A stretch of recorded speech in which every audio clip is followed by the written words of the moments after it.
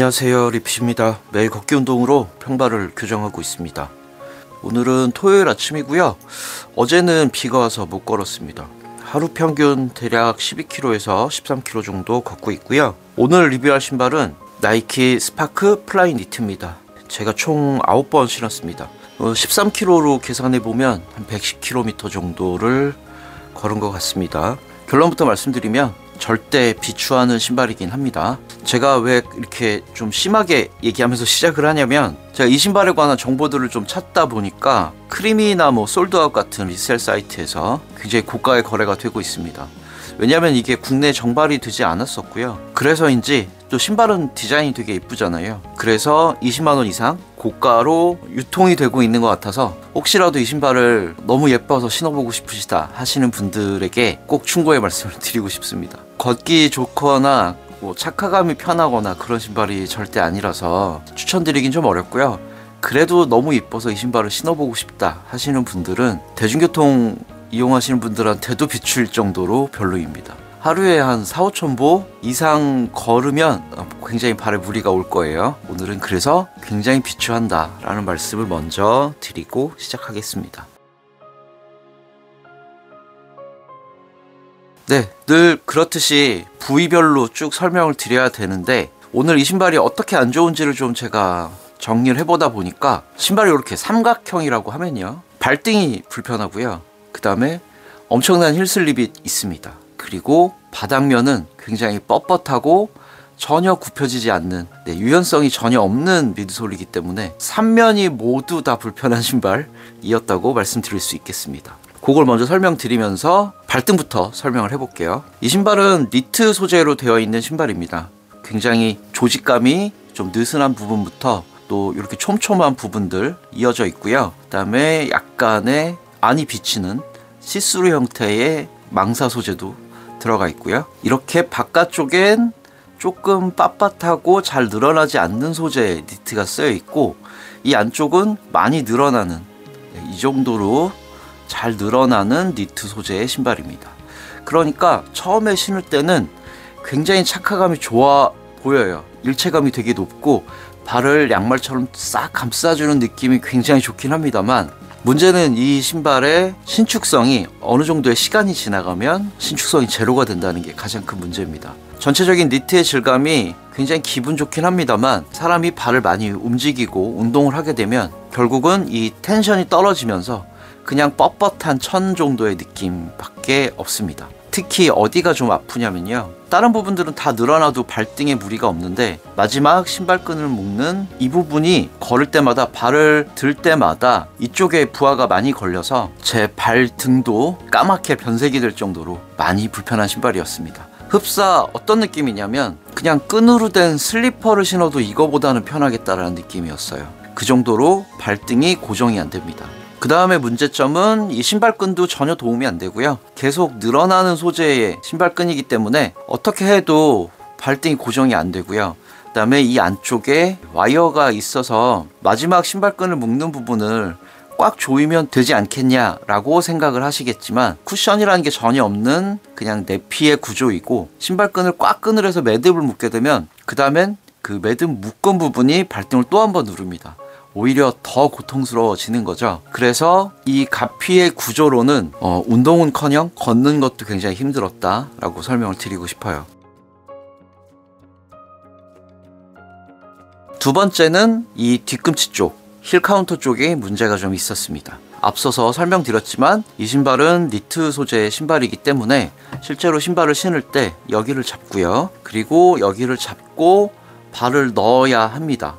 근데 지금 보시다시피 입구가 너무 좁아요. 그래서 이 상태로는 신발을 절대 신을 수 없었습니다. 제가 발이 칼발이라서 볼륨이 크지 않은데도 여기다가 발을 집어넣는 게 굉장히 힘들었고요. 본의 아니게 제가 신발을 구겨 신는 걸 굉장히 싫어하지만 일단 여기를 접어야 됩니다. 접은 상태에서 여기에 발을 일단 어떻게든 이 안에 끝까지 집어넣어야 되고요. 니트 소재니까 조이는 힘이 있기 때문에 발을 끝까지 쭉 밀어 넣은 다음에 이 힐탭을 뽑아서 신발끈을 뒤로 뺐던 거죠.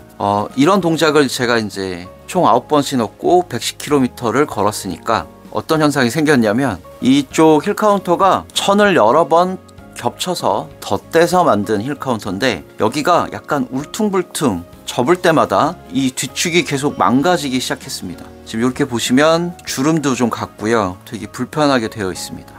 그런 형태로 되어 있었기 때문에 뒤축에 굉장히 무리가 많이 가서 아킬레스건이 좀 많이 아픈 그런 현상들이 있었고요. 힐 카운터 쪽에 불편함을 좀 해소해 보고자 다이소에서 쿠션을 제가 사서 붙여보기도 했습니다만 아무 소용이 없습니다. 발 뒤꿈치의 통증이 굉장히 심하게 오는 신발이었다라고 말씀드리고 싶고, 이 소재 자체도 부직포 느낌의 인조 스웨이드예요. 가피가 발등을 잘 눌러주지 못하니까 힐슬립이 자연스럽게 생기고 이 안에서 발 뒤꿈치가 빠졌다 들어갔다를 계속 반복하게 되니까 여기가 맨질맨질해집니다. 이 검은색 부분은 제가 이제 아까 보여드렸던 다이소의 쿠션을 붙였다 뗀 자국이라서 그런 거고요. 굉장히 뒤축이 불편합니다. 신발을 여러 번 신을수록 뒤축이 변형이 된다. 그래서 힐슬립과 함께 걷는 족족 발의 통증이 올라온다. 이렇게 설명을 드릴 수 있겠습니다. 마찰력이 전혀 없고 심지어 여러 번 신고 벗고 해서 울퉁불퉁해진 이 뒤꿈치 쪽에 제 아킬레스건을 마구 부벼대니까 이 신발을 신은 다음 날은 뒤꿈치가 빨갛게 부어오릅니다. 그래서 아킬레스건에도 굉장히 안 좋은 영향을 미쳤던 고통스러운 신발이었다. 이렇게 설명을 드릴 수 있겠습니다. 이제 마지막으로는 미드솔인데요. 미드솔 중간에 이렇게 엄청나게 두꺼운 플레이트가 들어있죠. 그래서 이 신발은 전혀 접히지 않는, 유연성이라고는 1도 없는 그런 신발입니다. 사실 이 신발의 문제가 저는 아니라고는 생각해요. 왜냐면 요즘 나오는 미드솔들이 젤카야노나 젤린버스 같은 신발들은 발구름이 자연스럽게 되도록 만들어주는 그런 신발들이 있습니다. 근데 이 신발은 발등이 눌러지지도 않고 힐슬립도 계속 존재하는 가운데 밑에가 빳빳하니까 말 그대로 진짜 남학신을 신는 그런 느낌이 좀 들었고요. 신발이 크게 두 종류로 나눌 수 있습니다. 요걸 조금 치워보고 얘기할게요. 발 굽힘이 좋은 신발이 있고요. 요건 이제 아디다스 테렉스 스피드 플로우죠. 이런 신발들은 그냥 잘 굽혀집니다. 이런 신발은 말 그대로 발 굽힘 신발이라고 할 수 있고요. 서코니의 엔돌핀 쉬프트 3입니다. 제가 굉장히 좋아하는 신발이죠. 이런 신발은 안 굽혀져요. 이 스피드롤 기술 때문에 발 구름이 되게 자연스럽게 되는 신발인 거거든요. 그리고 발등을 잘 눌러주고 힐슬립도 없도록 만들어진 조형을 가지고 있습니다. 미드솔이 잘 굽혀지지 않지만 굉장히 편하다고 느끼는 신발이었거든요. 발 굽힘과 발 구름, 그런 신발들이 있게 마련인데 이 신발은 밑에는 발구름 운동한 거고요. 위에는 굉장히 유연해서 발 굽힘 신발에 들어가면 좋을 것 같은 가피인 겁니다. 그러니까 이 위하고 아래가 완벽하게 부조화되는 신발이었다. 이렇게 설명을 드릴 수 있겠습니다.